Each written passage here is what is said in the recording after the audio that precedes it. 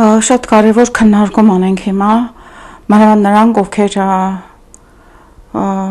նախանձախնդիր են հասկանալու Աստծո կամքը եւ ունեն խոնարհություն հասկանալու նաեւ եւ ընդունելու այստեղ ներկայացրածը։ Նվիրապետության մասին է խոսքը։ Ինչ է դա։ Դա նշանակում է Աստվածային օրենքին հնազանդություն։ Ինչպես այստեղ գրված է մեր փողոցի այս անկյունում, այստեղ մեքենա չկանգնեցնել։ Ոչ մեկը չի կանգնեցնում։ Ենթարկում են օրենքին, եթե կանգնեցնեն, պիտի պատժվեն։ Նույնն էլ Աստված ունի իր կանոնադրությունը եւ օրենքը, որը գալիս է առաքյալներից 66 թվին մեր թվականը Քրիստոս թվագրության եղավ Երուսաղեմի ժողովը, որտեղ 12 առաքյալներ եւ Աստվածամայրը ներկա էին։ Եվ այնտեղ հիմնականում դրվեց եւ ծեսը, այսօրվա ծեսի նման, եւ դավանաբանությունը, որը քրիստոնեությունը ընդունող ազգերը անմիջապես կիրառում էին։ Բայց Նիկեայի տիեզերաժողովում նրանց դավանանքը ինչպես թե իմի բերվեց բոլոր ազգերի համար, ջանքերով Սուրբ Լուսավորչի, Արիստակեսի նաև եւ Սիլվեստր առաջին պապի։ Համաձայն որի վավերացվեց դրվածքը, որը գալիս է Քրիստոսից, երբ որ նա իր հատուկ օրհնությունը եւ հատուկ արտոնությունը տվեց Սուրբ Պետրոսին, որպես գլուխը եկեղեցու։ Եվ 12 առաքյալների գործունեության մեջ մենք գիտենք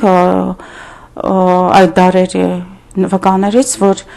ի վերջո ամեն ինչ բոլոր հարցերում, կրոնական հարցերում վերջին խոսքը պատկանում էր Սուրբ Պետրոսին։ Եվ Սուրբ Պետրոսը արդեն Քաղքեդոնի ժողովով նրա փոխնորդը, ով որ փոխարինում է Հռոմում Սուրբ Պետրոսի տեղը, կոչվեց պապ առաջին անգամ, Քաղքեդոնից է գալիս։ Եվ ինչ էր պահանջվում։ Պահանջվում էր, որ բոլոր ծեսը լինի նույնը, լատիներենով կամ հունարենով, բացառությամբ Հայաստանի հայերենը գրաբարը հաստատվեց դեռ Սիլվեստր առաջինից։ Եվ որպեսզի բոլորս ունենանք նույն մկրտությունը, նույն հավատքը, բոլոր ազգերը, եւ դա ազգային հարց չի։ Դա փրկության հարցն է, եւ ամեն ինչը 7 խորհուրդները գալիս են առաքյալներից։ Ես առաջին անգամ թարգմանել եմ Դեդյակե կոչվող աշխատությունը առաքելական, որ ամեն մի քահանա եւ սարգսավակ պետք է կարդա, առանց դրանք դուք չեք կարող հասկանալ ինչ է կատարվում։ Եվ ասերներս եղավ այս միապետությունը, նվիրապետությունը, որի գլուխն է եկեղեցու, տեսանելի եկեղեցու գլուխն է պապը, իսկ պապի գլուխն է Քրիստոս, եւ բոլոր ինչպես թե որոշումները, կանոնները ամրացնում էին հիմնականում, երբ որ հավաքում էին բոլոր ազգերի եպիսկոպոսներին, եւ դա կոչվում էր տիեզերական ժողովներ։ Այդ տիեզերական ժողովները ունեն հիմնադիր հայրեր, ինչպես Աթանասը, ինչպես Գյուրեղ Ալեքսանդրացին, ինչպես մեր Հովանես Ոսկեբերանը եւ շատ ուրիշ սրբեր, որոնք ամեն մի եկեղեցական կրիզիսի ժամանակ բերեցին իրենց ներդրումը, օրինակ Գրիգոր Նազիզանցին, երբ որ կատարվում էր այս իկոնոկլազմը, Աստվածամոր նկատմամբ կատարվող այս հալածանքները, նա բերեց ամեն ինչ շտկեց դրեց իր տեղում, եւ դա այդ շտկումները արվում էին տիեզերական եկեղեցիներում։ Եվ Սուրբ Պետրոսը Հռոմում էր հիմնված, եւ հռոմեական կայսրության մեջ երբ որ տարածվեց քրիստոնեությունը, դա հսկա կայսրություն էր եւ հնարավոր չէր անգամ միավորումը, կենտրոնացումը, այսինքն նվիրապետություն ստեղծելը, մեծ ջանքեր էին գործադրում բոլոր ազգերի սրբերը։ Եվ վերջապես արդեն մոտ 7-8-րդ դարերում կազմակերպվում էր մեկ միապետությունը, նվիրապետությունը, աշխարհային նաև դա միապետություն էր, պապի գլխավորության, որը ուներ զորք, ասպետների զորքներ, դա խաչակրասների զորքներ, որ պաշտպանում էր քրիստոնյա ազգերին։ Եվ այս սիրելիներս որպեսզի կենտրոնացված լինեին նույն հավատքով, նույն ծեսով Հռոմը որտեղ սկսեց ծայրամասերը շատ հեռանալ քրիստոնեության ընդունված ազգերը Հռոմը նաև արտոնություն տվեց Կեսարիային Կեսարիայի եպիսկոպոսին Անտիոքի եպիսկոպոսին եւ Կոստանդինապոլիսի եպիսկոպոսին արքեպիսկոպոսները պատրիարխներ էին կոչվում որ իրենք որոշեն արտոնություն տան եպիսկոպոսներ ձեռնադրելու քահանաներ եւ այդ փաստորեն մենեջմենտը ինչպես թե կառավարման տեսակետից նաեւ սրանք ունեն որոշ ինքնուրույնություն եւ այդ ժամանակ հայոց եկեղեցին կաթողիկ եկեղեցին հաղորդության մեջ էր Կեսարիայի հետ Կեսարիայով Հռոմի հետ Մինչև որ արաբները եւ օսմանցիները եկան եւ ներսում գտան իրենց կաշառված այս տարբեր տեսակի հերետիկոսներին ներառյալ օձնեցի, տաթևացի եւ շատ ուրիշներին, ինչպես նաեւ 6-րդ դարամիջով մի ասորի կոմիտաս որոնք բերեցին հակաքաղաքեդենական այդ միայն քաղաքական իմաստով բաժանելու Հայաստանը Հռոմից եւ փաստորեն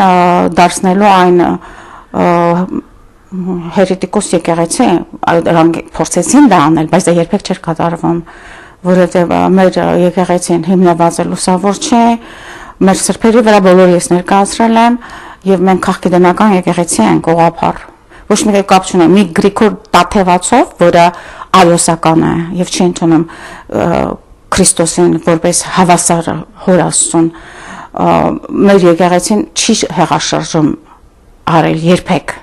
դա արել են մասնավոր չարափառները որոնց վրա դրվել է աղվեսագիրք միջև իհարկե Օսմանյան կայսրության ժամանակ մեր եկեղեցին ամբողջովին գրավվեց այս չարափառներով եւ ինչպես տեսանք Մխիթարաբահայրը լքեց Հայաստանը որտեղ անհնար էր արդեն եւ նա իր ուրեմն միաբանության օծումը վերականգնեց Հռոմի պապի միջոցով որտեղ արդեն հարցականի տակ էր արդյոք այսքան չարափառների մեջ առաքելական շղթան, որ գալիս է Սուրբ Հոգու օծումից, երբ որ ձեռնադրությունը կատարվում է, արդյոք դա պահպանվել է, եթե սա հավատքի առումով կասկածի տակ է, եկեղեցու վավերականությունը նաև կասկածի տակ է, ահա ինչու երբ որ այս Հենրի 8-րդը եկավ եւ ամբողջ անգլիկան եկեղեցին կտրեց նվիրապետությունից շատ եպիսկոպոսներ հեռացան անգլիկան եկեղեցուց եւ նորից իրենք ստացան ձեռնադրություն Հռոմի պապից սա իհարկե վավերական ձեռնադրություն էր մենք ունենք մեծ սրբեր միջև 10-րդ 20-րդ դարը ինչպես Պիոս 10-րդը վավերական հզոր պապեր էին նաեւ Պիոս 9, Պիոս 11 եւ 12-ը վերջին իրական պապա, որից հետո մասոններ գրավեցին Վատիկանը, Վատիկան II-ի այս էկումենիկ ժողովով, որ վերացրեց մակարող, ուրեմն եկեղեցին, որը տարածում է Քրիստոսի անունը բոլոր ազգերի մեջ, որտեղ իրենք հայտարարում են, որ բոլոր ազգերի կրոնները ճշմարտացի են եւ փրկության ճանապարհ են։ Եթե այդպես ուրեմն Քրիստոս ինչու եկավ, չենք խոսում այդ մասին։ Հիմա ինչ եմ ես ուզում ասել, այսօրվա վիճակով ինչքան ես նայում եմ, մեր այսօրվա Գարեգինյան եկեղեցին չի ենթարկվում ոչ մեր դավանաբանությանը, որ գալիս է լուսավորչից եւ մեր սրբերը նարեկացով եւ շնորհալով, եւ չգիտեմ ես կարող եմ ասել որ այդտեղ անարխիա է կատարվում քաոսային վիճակ է ով ինչ ուզում անում է եւ ապրելով հիմնականում արաբների թուրքերի այս հաջողանալու նաեւ իրենց այս տենդենսով այսօր մեր ծեսերի մեջ մենք տեսնում ենք կռապաշտությունը արդեն օրգանական միացված ծեսին Եվ արդյոք ծեսը բավերական է, արդյոք այն տալիս է փրկարար շնորհքը, դա արդեն հարցականի տակ է։ Ահա ինչու ես ձեզ խորհուրդ կտամ, փառք Աստծո, որ Հայաստանում կա հայ կաթողիկ եկեղեցի եւ կրթված քահանա, կարող եք գնալ տեսնել իրեն։ Ես ինչպես եմ 2 ժամ ճանապարհորդում դեպի Սան Պեդրո, որտեղ այնտեղ հզոր լատին եկեղեցի կա SPX եւ իմ քահանան իսկապես հզոր երևույթ է։ Սրանք պատահական մարդիկ չեն, խցկված անբան։ Ես փորձում եմ հասկանալ, ինչու այս Պիոս 10-րդի միաբանության քահանաները այսքան սուրբ են, բոլորը մեկը մեկից առավել։ Եվ ես երբ որ խոսում եմ իրենց ճեմարանի սեմինարիայի ակադեմիայի ուսանողի հետ, նա բացատրում է, նա ասում է, որ ահա ես վառվում եմ Քրիստոսի սիրով, ես գիտեմ, ինչպես մարդը, որ գիտի ճանապարհը, ուր գնա, որտեղ հասնի, այսպես ես տիրապետում եմ այդ շնորհքին եւ վառվում եմ ցանկությամբ, որ մարդկանց հոգիները փրկեմ։ Ես մնում եմ աղաղակի ապշած։ Եվ նրանցից շատերը ասում են, իմ կյանքի երազանքն է մարտիրոսվել։ 25 տարեկան տղան։ Այս որտեղից են իսկապես հատուկ ոնց որ թե աստվածային շնորհքով ուզված այս մարդիկ կան, որը այսօր իմացեք, որ երկրագունդը եթե պատատվում է եւ Աստված չի ոչնչացնում այն շնորհիվ այս մարդկանց, որոնք իրենց անձնական մարմնային աշխարհային կյանքը չունեն, որոնք ամբողջ հոգով էությամբ ապրում են Քրիստոսի համար, եւ այն քրիստոնյան, որ գնում է եկեղեցի եւ դա ձևական է, այսինքն սովորության բերումով է։ Սիրելիներ, խնդրում ձեզ կա Սրբուի Բրիջիթ, դա հատուկ երևույթ է այդ թագուհին,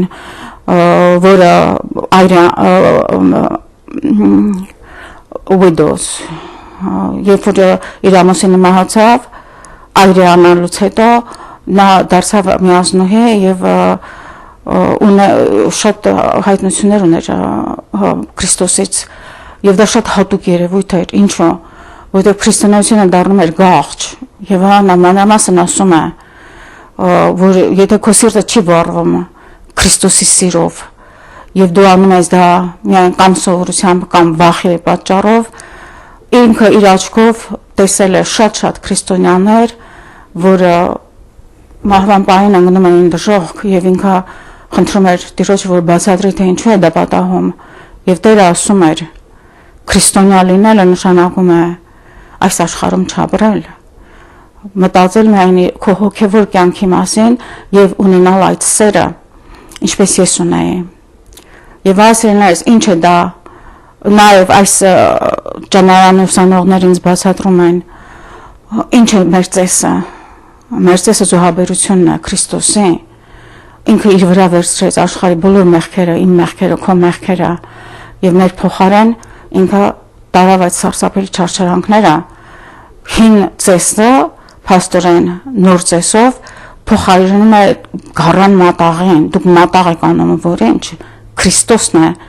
մեր մեղքերի կրողը եւ մեզ փրկողը եւ նա է մատաղացուն եւ մատաղը եւ զոհաբերությունը։ Մենք որպես քրիստոնյա պետք է մասնակցենք այդ զոհաբերությանը, դուք հասկանաք սա ինչ նշանակում։ Եթե հիվանդ փարթուր Աստծուն, եթե մահացածներ եղան փարթուր Աստծուն, եթե հարցեր կան, ոչ Աստված հենց այնպես ոչինչ չի անում, Աստված ուզում է բոլորիս փրկությունը եւ դժվարությունները տալիս է մեր փրկության համար։ Մենք բավական է ասել, որ հարուստ մարդը չի փրկվում, ինչպես եւ գրված է։ Այդ ինչ է հարստություններ դիզում, այստեղ եմ ես ասում եմ զարմացած, իր օրվա տրամադրությունը կախված է նրանից, թե ինչքան փող եկավ։ Դա ոչնչություն է։ Մի օր պիտի հասկանաս, որ ամբողջ կյանքը դիզուր է անցել, որովհետեւ մենք ապրում ենք մեռնելու համար։ Եվ մահվան պահին մեր հավերժացումը իրականացվում է, եթե մենք պատրաստ ենք դրան, պետք է պատրաստվել մահվան, ոչ մեկը չի կարող խուսափել մահվանից։ Եվ ահա նոր ծեսով մենք միանում ենք Քրիստոսի պատարագին, մեր հոգով, այս պետք է լինի ձեր միտքը, որպեսզի դուք հասնեք փրկության, հակառակ դեպքում չեք փրկվելու զուր աշխատանք եք անում, հարուստ մարդը կարճած իր հարստությամբ չի կարող փրկվել, ասած է, ավելի հեշտ է ուխտի համար անցնել աղսեղի ծակով, ոչ մի բանից կարճած չլինես, հարստություն այնքան դատարկ է,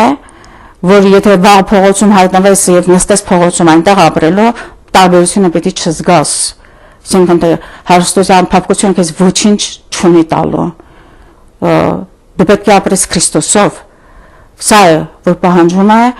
ճշմարիտ հավատացյալից, եւ ահա նայեմ ասեմ, որ ծեսի խախտումը մահացու մեղք է, ինչպես եւ Տերն է ասում, սրբապղծությունը եթե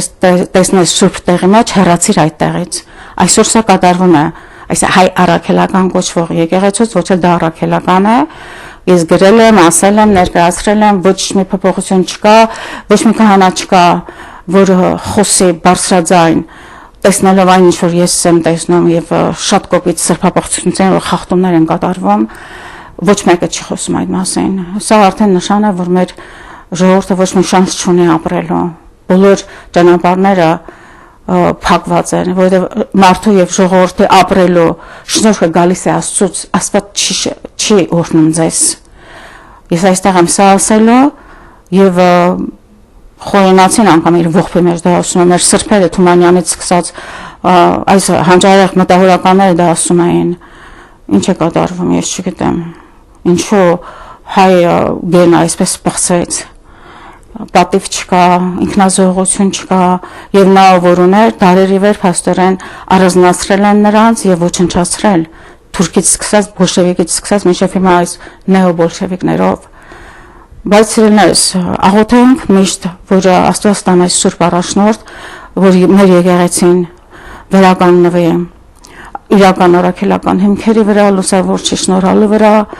ես կատարեցի շատ ծանր աշխատանք, ներկայացրել եմ եւ կանոնական աղոթքները, եւ ամեն ինչ որ ձեզ հարկավոր է փրկության համար,